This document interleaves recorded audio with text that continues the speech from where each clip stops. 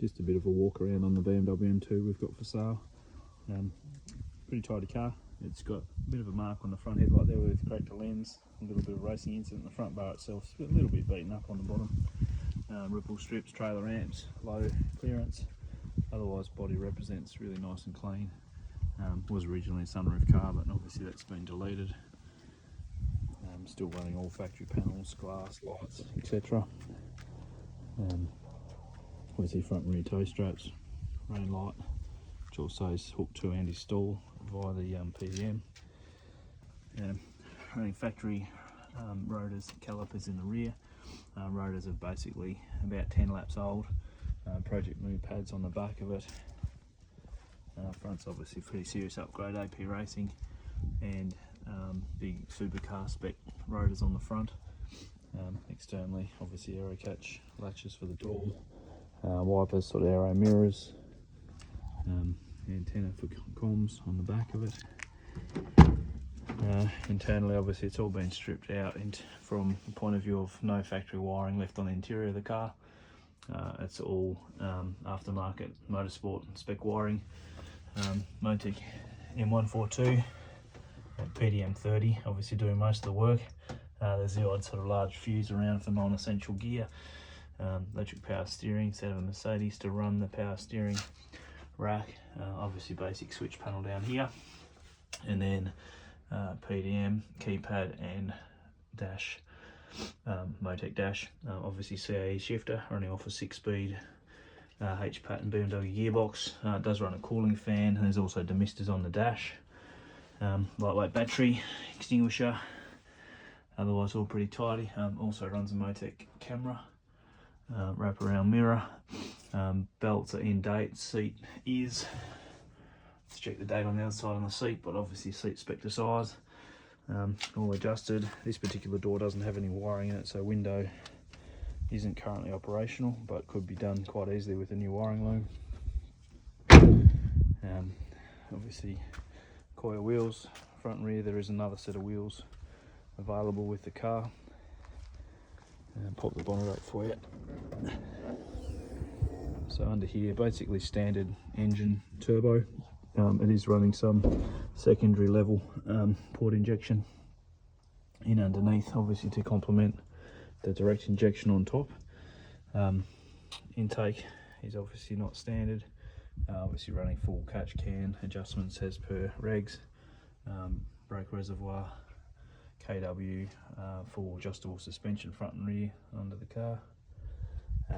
What else have we got in there? Obviously very hard to see the restrictor from up here, but it is currently running the 38mm IP restrictor, which obviously suits the car, and depending on weight of driver could probably go to a 39.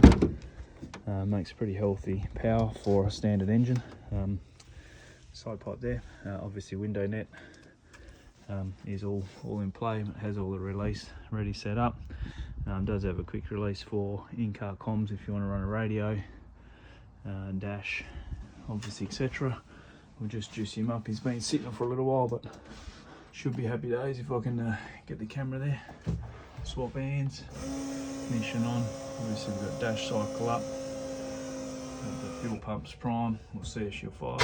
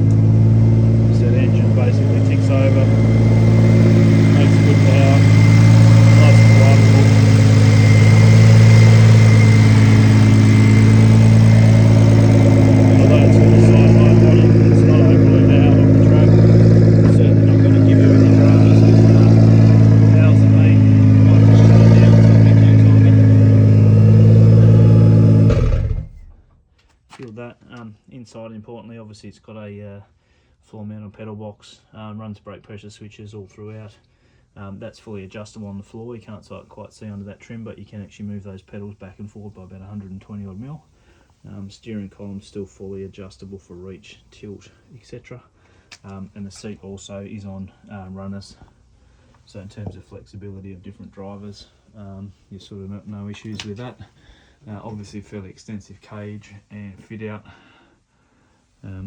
She's certainly a very well engineered bit of gear. MDR Motorsport built the cage in Adelaide, I believe, originally. And obviously the car's had a huge amount of investment in it. Just really need someone who can spend a bit more time with a bit more of a crew to make the most of it. Sorry, it's going to kill that there. Driver's door window is electric still. But otherwise she's basically there ready to roll. Obviously, of course, it's got bigger intercoolers, does run mesh. A bit hard to see through the Motorsport mesh kit, through the intercoolers, grills and oil coolers. Also runs a dipstick, which was a modification because these are obviously all electric. So again, that's a BMW Motorsport part. And yeah, you can't quite see the coolers in underneath, but they are all sort of bolt-on upgrade. But otherwise, a very genuine car. And I said, really, the only sort of blemish on it is a little bit of a bump on the front there, which hasn't caused anything major, just a little bit of cosmetic in the front lip itself. Otherwise, she basically looks like a new machine. If anyone wants any more information, give me a bell. Sad to see it go, but unfortunately the shed's full of toys I don't use, so time to move it on.